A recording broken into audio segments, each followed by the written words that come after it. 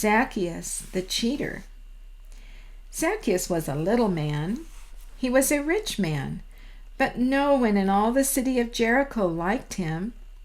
It wasn't because Zacchaeus was a little man that no one liked him. It wasn't because Zacchaeus was a rich man that no one liked him. It was because Zacchaeus was a cheater. Every day he sat beside the king's money box in a tax booth where people came to pay taxes. Every day he cheated the people who came to pay. This is the way Zacchaeus cheated. If Farmer Philip's tax was 1 silver coin, Zacchaeus charged him more, maybe as much as 2 silver coins. Farmer Philip frowned, but he had to pay. After Farmer Philip had gone on his way, Zacchaeus dropped one of the silver coins into the king's money box, but the other silver coin he slipped into the pocket of his robe. Camel trains passed through Jericho carrying loads of salt and spice on their humpy backs. Always the owner of the camel train must halt his camels at the tax booth and pay tax money on their loads. And always Zacchaeus charged too much tax money. Yes, Zacchaeus was a cheater, and no one at all likes a cheater. But one day something happened that changed Zacchaeus' ways. Down on the riverbank, not far from Jericho, came John the Baptist to tell about Jesus and to tell about heaven. Zacchaeus joined the listening crowd at the river. As he listened, a wish began to grow in his heart, and the longer he listened, the bigger grew his wish. Zacchaeus wished he could change his cheating ways. But how could he change his ways? "Repent," said John. "Be sorry for your cheating.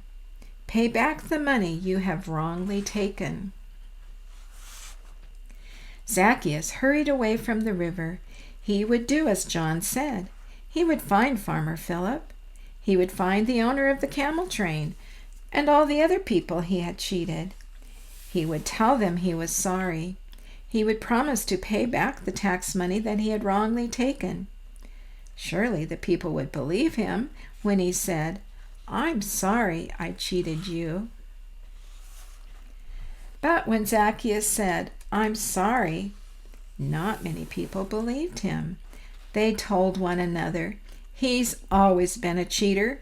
He'll always be a cheater." They shook their heads and turned away. What's more, no one would go to Zacchaeus' house. No one would eat with him. Poor Zacchaeus, what should he do? If only he could see Jesus. Just to look on Jesus' face would help. And then, one sunshiny morning, a messenger came running into the city, shouting as he ran, "Ho, everyone! Jesus is coming up the road. Jesus will pass through Jericho." Men and women left their work. Boys and girls left their play. They ran to the street where Jesus would pass by. Zacchaeus didn't even take time to snatch up the king's money box. He ran with the crowd. But when Zacchaeus reached the gate where Jesus would enter Jericho, the narrow street was jammed with people. He was too short to see over their heads, and no one would make room for him. Zacchaeus ran here. He ran there, trying to find a place where he could see. He must see Jesus.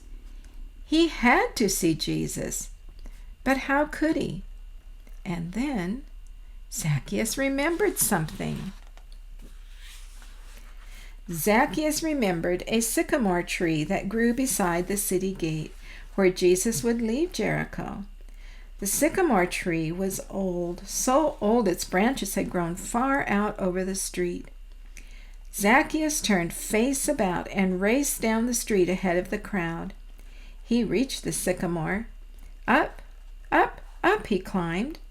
What matter if he tore his fine robe, if only he could see Jesus? Zacchaeus climbed out on a branch of the sycamore. He could see the throng far up the street.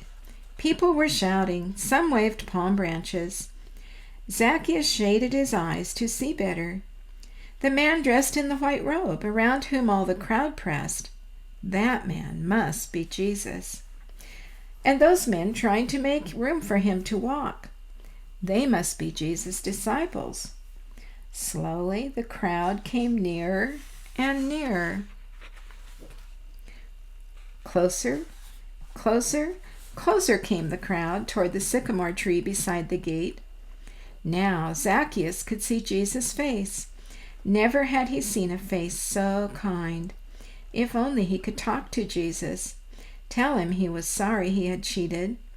Tell him he would pay back all the tax money he had falsely taken. Would Jesus believe him? Or, like those others, would Jesus shake his head and turn away? Zacchaeus leaned down to have a last look, but Jesus didn't walk on. He stopped. He looked up. "Zacchaeus," he said, "make haste and come down, for today I must abide at thy house."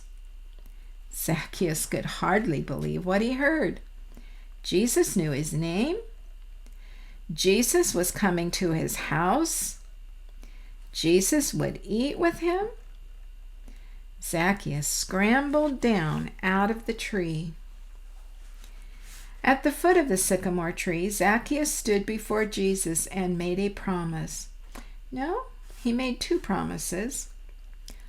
"Lord," he said, "the half of all that I own I am giving to the poor, and if I have taken anything falsely, I am paying it back 4 times." Jesus held out his hand to Zacchaeus. Jesus believed him. Jesus believes me when beside my bed I pray, "I'm sorry, Jesus, that I cheated in a game today." He holds out his hand, as he did beneath the sycamore. "I believe you, child. Tomorrow play, but cheat no more."